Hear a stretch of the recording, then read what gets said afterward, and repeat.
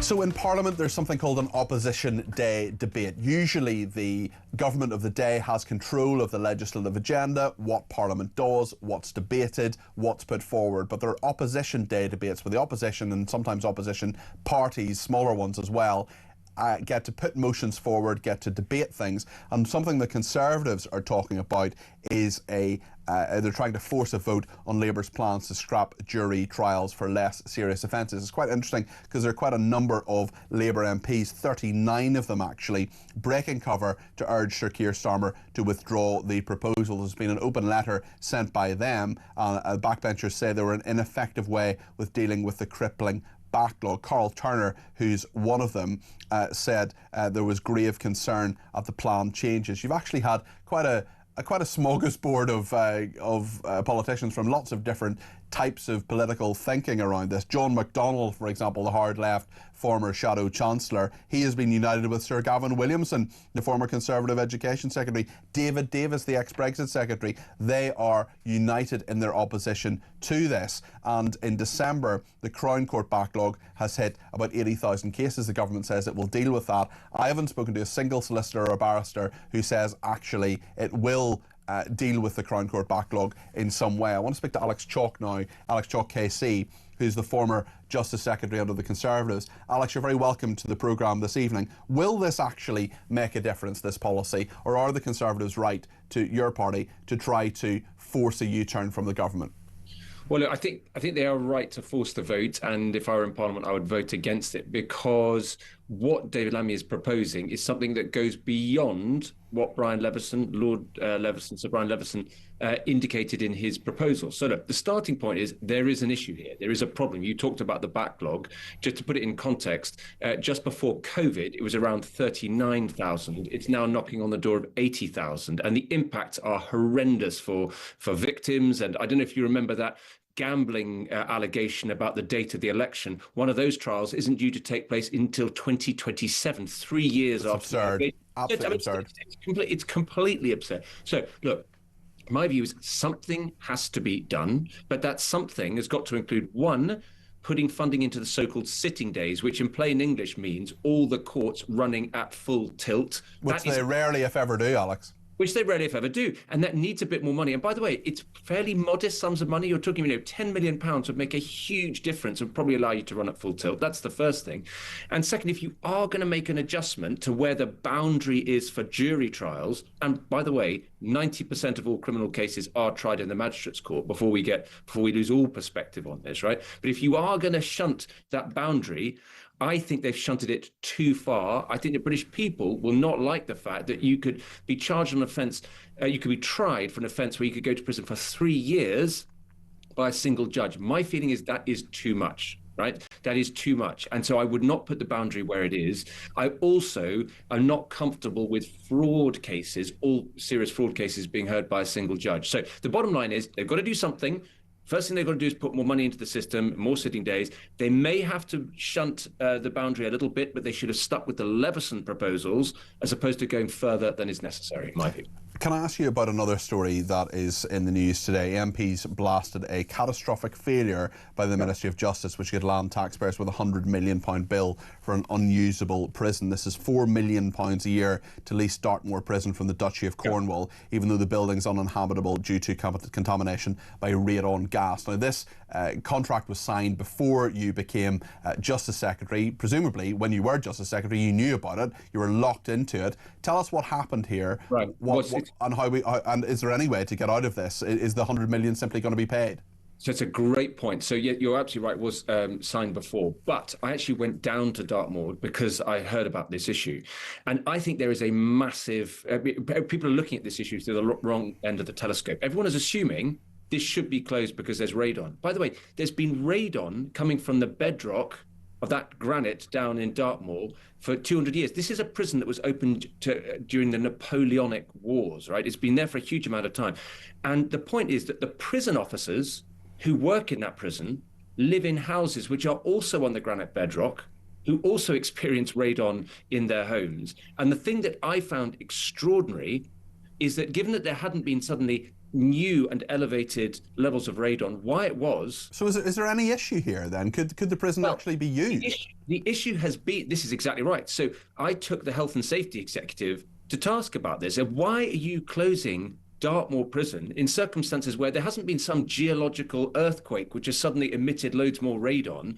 Why is it that prison officers are okay to live in homes where there is radon, but prisoners can't live in Dartmoor? And I have to tell you, I never got a particularly adequate answer to that. So if I'd still been in office, yes, the question I would have been asking is, why on earth are we not reopening Dartmoor? And I would just make this point: it was an excellent prison, and it dealt with some of the most difficult offenders, particularly sex offenders. You've got to put them somewhere, and you've got to make sure it was a very well-run, safe prison.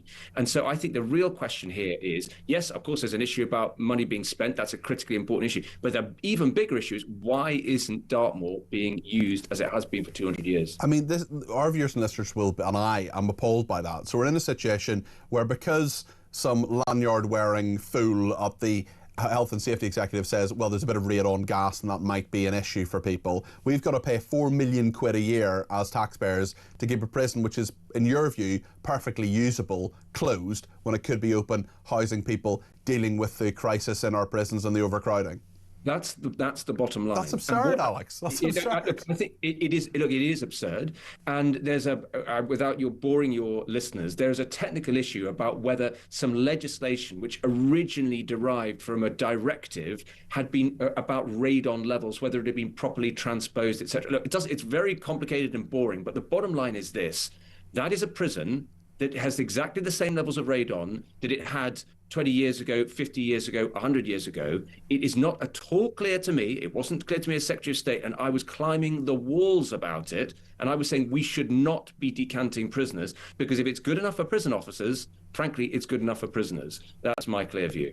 Alex, thank you for joining us this evening. That's Alex Chalk, KC, the former Justice Secretary. That's appalling, absolutely appalling what he's saying there. He's talking about £4 million a year for a £100 million bill for an unusable prison, which is actually usable. There's radon gas there. Health and safety executive say that it is unusable, but actually it's fine. The prison officers have the same homes and built on the same rock. Crazy. Chris Daw is a leading barrister and author of Justice on Trial. Chris, thanks for joining us. On the jury trial aspect, are you going to be the first barrister or solicitor I've spoken to, and I've spoken to many of them on camera and off camera, who says, well done, David Lammy, scrapping jury trials is a really brilliant idea that is going to solve the crisis in our justice system? Is that you, Chris? Well, it would be a surprise if it was me, because I've spoken to Jeremy Kyle and I've also spoken to Ian Collins about this issue. And I think any of your listeners who have ever heard me speak about this or any other issue won't be surprised to know that I think this is one of the most crackpot ideas that's ever come out of any deeply unpopular government of all time. I mean, the point I made to Jeremy, for those who didn't hear the first time, was this: this is rather like the government saying we're going to ban kittens or start charging for air or something. I mean, jury trials are quite literally, I think, one of the most embedded kind of elements of our society that have almost 100% approval ratings. I mean, you talk about barristers and solicitors not being in favour of abolishing jury trials, but I've done a few vox pops. I've literally just asked people in cafes, oh, you heard on the news they're thinking about scrapping jury trials, and people are like, what, are you crazy? That's insane. I mean, literally everybody, it doesn't matter black, white, posh, not so posh, it doesn't matter who you are. The one thing I think that we can all agree on, apart from the fact that the government is deeply unpopular at the moment, is that jury trials are part and parcel of the fabric of our society, of who we are as citizens of this country, going back to at the very least, the 13th century, and in fact, a bit earlier in some versions of jury trial. It's just part of the culture. It's part of who we are. And the excuses and nonsense that the government have been coming up with for this. I mean, I agree with your previous contributor about the fact that one of the major problems, if not the major problem, is that about 20% of the courts on any given day are not working and not even sitting because the heating's broken, or there's been a flood, or the toilets don't work. Some of the issues I hear about from solicitors and barristers are just crazy. I heard from someone who said, look, The judge says we've got to do this thing. Hands out a bit of information and says to the clerks, "Can you photocopy it?" And the photocopier doesn't work and hasn't for years. You go in and the fabric is literally coming off the curtains. There are courts that don't sit because there are vans that transport the prisoners around from prisons, and there aren't enough vans and there aren't enough van drivers. I mean, jury trials and scrapping juries does seem mad. Why on earth do you think David Lammy is doing it? Who's told him that this is a good idea? Why has he decided it's a good idea? He's been given a bit of top cover by Sir Brian Leveson, who came up with this equally crackpot idea of creating a completely new court. I mean, as if that's going to stop the backlog. A totally new court called the Crown Court Bench Division, which would involve judges sitting with magistrates and no juries to decide, just crackpot nonsense. But it gave David Lammy enough top cover to say, well, Sir Brian Leveson's an experienced judge and he said that we don't need juries for some of these cases. So what we're going to do is quadruple down on his proposal. And effectively, his original idea was, well, we're going to get rid of 95% of jury trials. Now he's saying, well, we're only going to get rid of, 50% of jury trials? I mean, so that's not so bad, is it? I mean, it's just ridiculous, absolute insanity. And just think about one thing. So Lammy is trying to say, well, some of these cases are not so serious. Doesn't really matter. 3 years in prison is not very serious. Yeah. I mean, I'd love to know how many people are driving around listening to this thinking, oh, it's only 3 years. I'm not bothered about a jury if I'm only getting 3 years. Chris, I don't want to be sort of conspiratorial about this. However, will there be occasions when you say, right, if it's over 3 years, it's going to be a jury trial. If it's under 3 years, it's not going to be a jury trial. Will there be charging decisions made by the Crown Prosecution Service with that at the very least in the back of their mind, saying, are we going to go to a jury trial here? That's a lot of extra hassle. Let's see if we can do it in a lower court or indeed with less serious charges being brought there. Am I being totally tinfoil hat here? No, you're describing what's been going on in the criminal justice system since time began, and certainly since I've been a lawyer for over 30 years. Yes, I mean, that's already the case, because although magistrates' courts at the moment do deal with 90% plus of criminal cases, in 99-point-something% of those magistrates' cases, nobody goes to prison. It's not about going to prison. They're imposing fines and driving bans and other forms of penalty, which, yes, we can accept as a compromise, are reasonably sitting within a magistrate's court. And they're not sending people to prison for year after year. So the point being this, at the moment, magistrates only have the power to give a 6-month sentence for a single offence or 12 months for a series of offences, which in reality means about 4 months or 5 months in prison. So that's about the limit of how long you can go to prison without a jury trial being an option.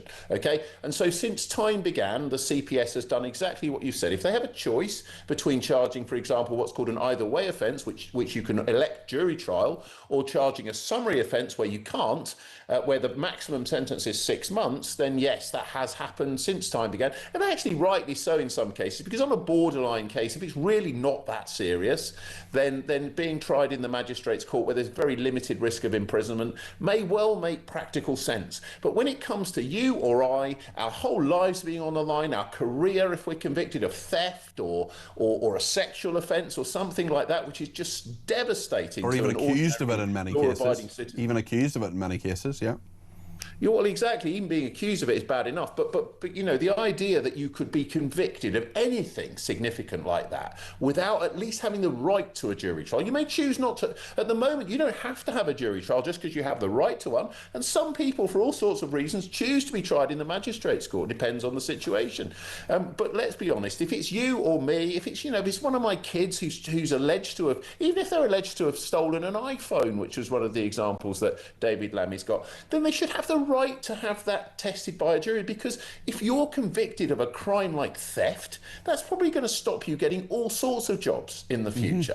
Even if on the face of it, well, it's only an iPhone, what does it matter? What does it matter is that your life and your reputation depends on a not guilty verdict, and the best way to secure a fair verdict in any criminal trial is undoubtedly just to pick 12 ordinary people with no kind of skin in the game, no knowledge of anybody involved, no prior history or prejudices about how cases work. They just listen to the evidence, they weigh it all up, and they go in a room, and 990 times out of 1,000, they come to a verdict which everybody accepts and respects. And that isn't the case, I'm afraid, for cases decided either in the magistrate's court or decided by judges. Chris, thank you. That's Chris Daw, who's a leading barrister and author of Justice on Trial. Thanks for joining us on Talk Drive.